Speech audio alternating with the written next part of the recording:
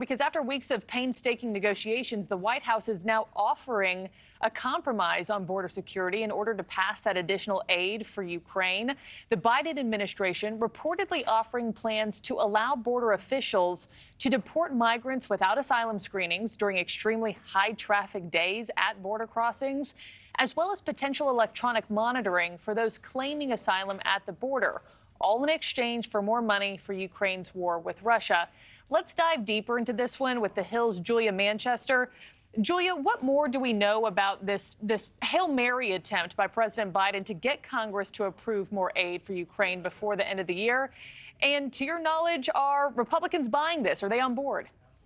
Yeah, Markie, a lot of these provisions that you just outlined are, go back to the Trump administration. They were repealed during the Biden administration. They are definitely an effort to appeal to Republicans in their requests for more funding for the border. However, there is a lot of skepticism among the GOP, which is difficult because we obviously know they only have a few days to go until they have to pass this spending package, but definitely an attempt. And, at the same time, we talk about how Republicans feel. I imagine that progressives, which have already been at odds with Joe Biden over the situation or the war between Israel and Hamas, they likely won't be happy with this either. Yeah, and speaking of the progressives, you take me to a next point. I mean, can President Biden afford to further alienate them with a plan like this if it does, in fact, move forward?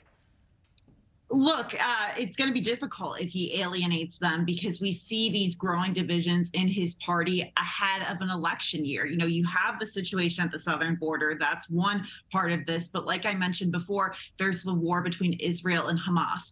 And that has really laid bare a deep, deep division within the Democratic Party. Some of these progressives that, he's alienated or has gone, have disagreed with him in the House of Representatives, they have gotten primary challengers in their districts, like Congressman Jamal Bowman from New York. So you're starting to see these divisions deepen at a time when you see House Republicans with their divisions. And, it creates tension between Democrats and Republicans and within the two conferences, which going into a new legislative year, that's going to be difficult. Yeah, and speaking of, we know the House and Senate are both set to leave D.C. for the year after tomorrow. I mean, Julia, in your eyes, what are the chances that they're willing to stay and hammer out some sort of deal now that this offer from the president is reportedly on the table? Look, I think this offer definitely helps things potentially.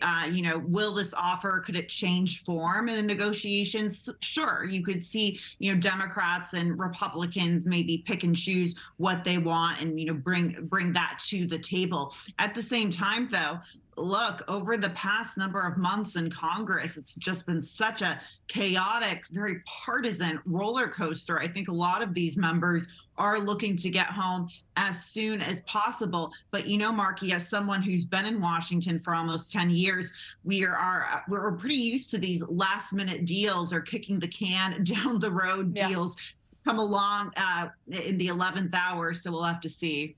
I know Congressman James Lankford from Oklahoma said he doubted some sort of deal would get done before 2024, but he had seen stranger things happen in the halls of Congress before. So we'll just wait and see if this tug of war continues. Julia Manchester, thanks so much. Thank you for watching. Go to newsnationnow.com to find NewsNation on your television provider. And don't forget to click the red subscribe button below to get more of NewsNation's fact-driven, unbiased coverage.